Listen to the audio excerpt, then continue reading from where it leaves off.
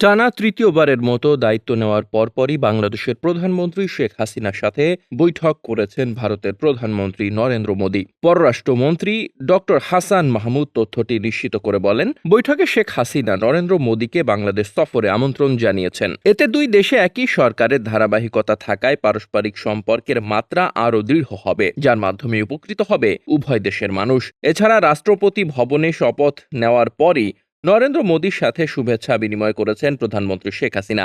এ সময় দুই নেতা একে অপরের খোঁজ খবর নেন। এরপর বাংলাদেশের প্রধানমন্ত্রী শেখ হাসিনা সহ অন্যদের নিয়ে রাষ্ট্রপতি ভবনের ব্যাংকোয়েট হলে যান নরেন্দ্র মোদী, যোগ দেন রাষ্ট্রপতি দ্রৌপদী মুর্মুর দেয়া নৈশভোজে। এর আগে প্রধানমন্ত্রী শেখ হাসিনার সাথে সৌজন্য সাক্ষাৎ করেছেন ভুটানের প্রধানমন্ত্রী দাশো শেরিং তোবগে। বৈঠকে ভারতের মধ্য দিয়ে ভুটান থেকে জলবিদ্যুৎ আমদানির বিষয়ে আগ্রহের কথা পুনর্ব্যক্ত করেছেন প্রধানমন্ত্রী শেখ হাসিনা। এ সময় তিনি বলেন, এক্ষেত্রে ত্রিপক্ষীয় চুক্তির প্রয়োজনীয়তার বিষয়টি ভারতের নজরে আনা হয়েছে। ভুটানের প্রধানমন্ত্রী তার দেশে একটি বার্ন ইউনিট নির্মাণ এবং 1 বছরের জন্য প্রয়োজনীয় ঔষধ দেওয়ায় শেখ হাসিনাকে ধন্যবাদ জানান। বর্ষিয়ান বিজেপি নেতা লাল কৃষ্ণ আদভানির সাথে তার বাড়িতে সৌজন্য সাক্ষাৎ করেন প্রধানমন্ত্রী শেখ হাসিনা। দুই নেতা ব্যক্তিগত বিষয় নিয়ে কথা বলা ছাড়াও সৌহার্দ্য বিনিময় ও অতীতের স্মৃতি রোমন্থন করেন।